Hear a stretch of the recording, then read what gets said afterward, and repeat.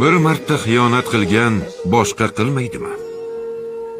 Xiyonatning qo'lidan bir marta tutgan boshqa tutmaydimi? Hukmdorim, marhamat eting. Xiyonatning qo'lidan tutgan qo'lni kesib tashlashga ruxsat bering. Buyuring, meni qamoqqa tashlashsin, o'sha yerda chirib ketay. Ammo meni kechiring.